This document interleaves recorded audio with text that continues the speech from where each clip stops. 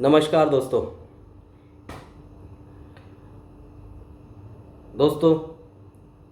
लद्दाख के गलवान घाटी में भारतीय सेना ने एक बार फिर अदम्य साहस और बहादुरी से इतिहास रचने का काम किया। भारतीय सैनिकों की संख्या से 5 गुना ज़्यादा चीनी सैनिकों ने साजिश के तहत भारतीय जवानों पर हमला किया, लेकिन भारतीय कर्नल की शहादत के बाद भारतीय जवानों ने रौद्र रूप धारण किया। 18 चीनी सैनिकों की गर्दन एक झटके में उड़ा दी, 40 चीनी सैनिकों को मौत के घाट उतार दिया और चीनी कर्नल को जिंदा पकड़ लिया। हमें गर्व है हमारे सैनिकों पर। हमारे जवान ऐसा जवाब देते हैं कि दुश्मन आंख उठाकर नहीं देख सकता।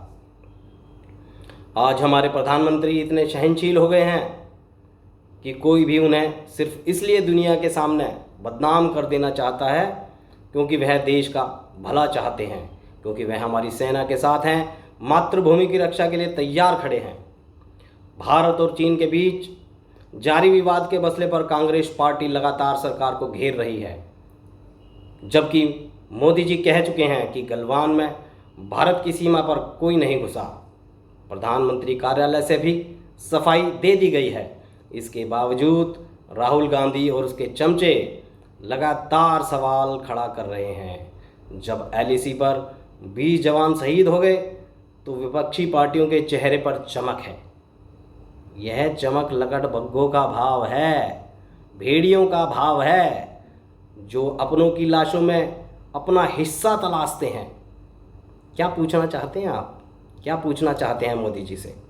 अगर पूछना है तो पूछिए अपने परनाना जी से, अपनी दादी जी से, जिन्होंने 38,000 किलोमीटर ज़मीन चाइना को दान में दे दी थी और संसद में कहा था कि जहां घास का एक तिनका भी नहीं उगता उस ज़मीन का हम क्या करेंगे। शर्म आनी चाहिए आप लोगों को। 70 साल तक आप सीमाओं पर सड़कें नहीं बना सके, हवाई पट्टियां ना बना सके।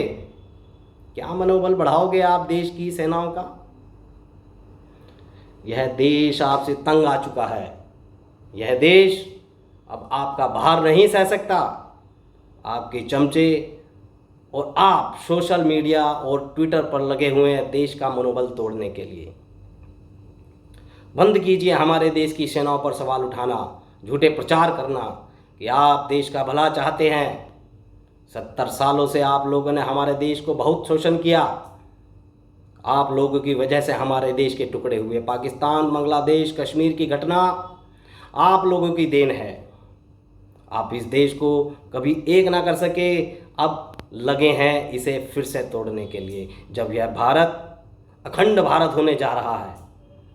याद रखें, आपके मंसूबे भारत का हर नागरिक जान चुका है। अब भारत देश अखंड भारत बनकर रहेगा। बेशर्म विपक्ष 2 शब्द चीन के खिलाफ नहीं बोल पा रहे हैं, लेकिन अपने देश के प्रधानमंत्री के खिलाफ गला फाड़ फाड़ कर भौंक रहे हैं। दोस्तों, विदेशी महिला से उत्पन्न पुत्र कभी देशभक्त नहीं हो सकता। और मोदी जी, मैं आपको बताना चाहता हूँ, आप कितना भी विकास कर लो, अच्छी सरकार चला लो, पर जब तक भारत विरोधी विषधरों के फन नहीं कुचलोगे, तब तक काम अधूरा ही रहेगा। और मित्रों, राजनीति हमारा पेशा नहीं। 55 में मातृभूमि की मिट्टी खाई थी, इसलिए देशभक्ति दिल में है। जय हिंदुत्व, जय हिंदू राष्ट्र, भारत माता की जय, सत्य सनातन धर्म की जय, वंदे मातरम। नमस्कार दोस्तों।